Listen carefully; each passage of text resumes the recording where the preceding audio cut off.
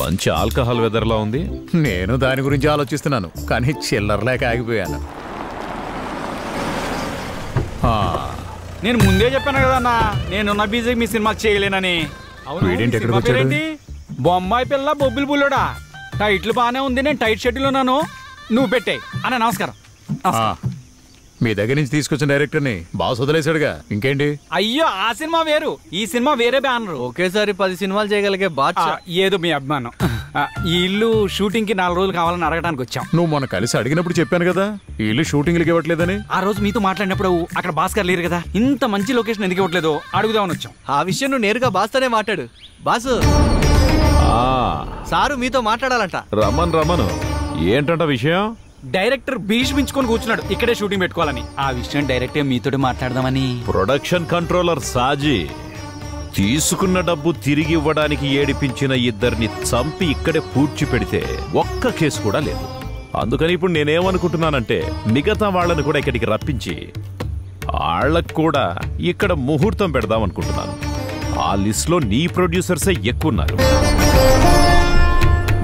దానికి దీనికి సంబంధం ఏంటి సార్? పోను మీకే అర్థమవుతుంది.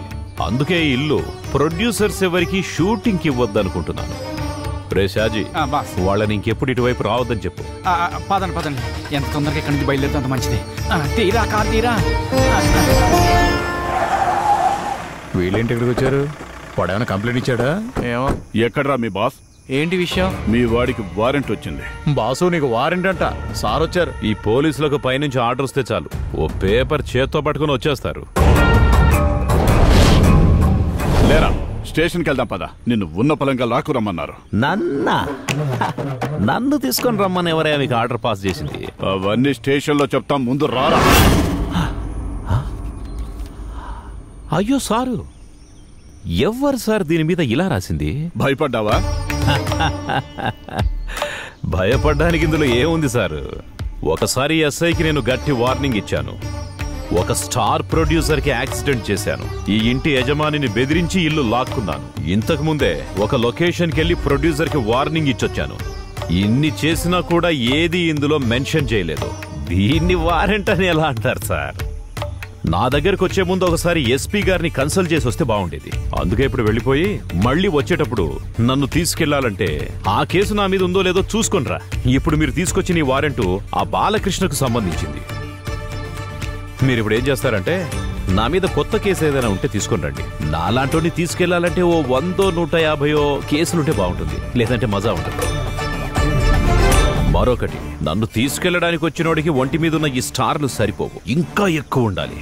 నీ వల్ల అవుతుందేమో ట్రై చెయ్యి.